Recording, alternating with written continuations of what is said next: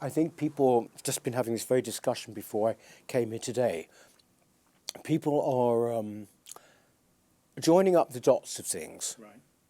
So they don't see so much an issue here and an issue there, and they can see much more, how things are, joined up.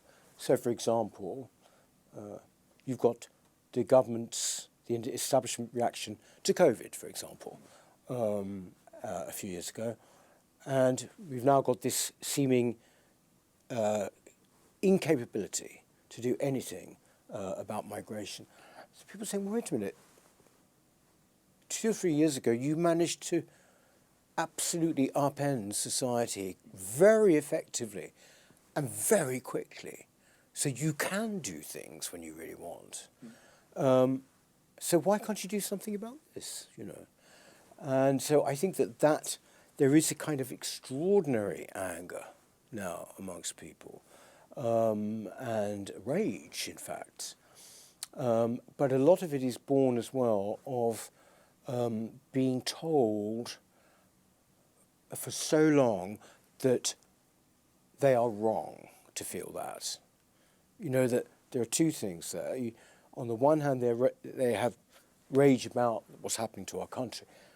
But then on the other hand, if you constantly are told that you're wrong to feel that, you're wrong to be concerned about migration, you're wrong to sort of somehow think that there's two sexes, you're wrong to be patriotic, all of these things, it's implied every day in our culture, in an odd way, from the moment you wake up. A criticism of those feelings is sort of implied all the way along. And basically people, that's what after a while makes people so angry they want to burst, So we have started branches, also because I want more of a movement than we started as a think tank. We publish things. We have our very successful channel. But basically, much more of a movement. People out there think that somehow they're going crazy, that they're going insane when they are faced with the day-to-day news as they see it, what's happening.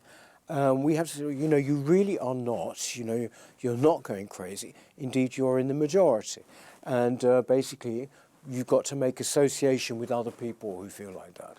And so, we started 10 now we've got. By the end of this year, we'll have many more than that. But honestly, the response has been extraordinary, and incredibly, humbling for me, actually. Because people come along, 40, 50 people on a wet Tuesday evening. Anyone who's been involved in party politics will know that's really good going. And of course, we use our channel to publicise things. Yeah. And so, it's essentially, yes, and we have a national conference to which all the people come. And so I suppose that is much more of a movement than just a Westminster organisation.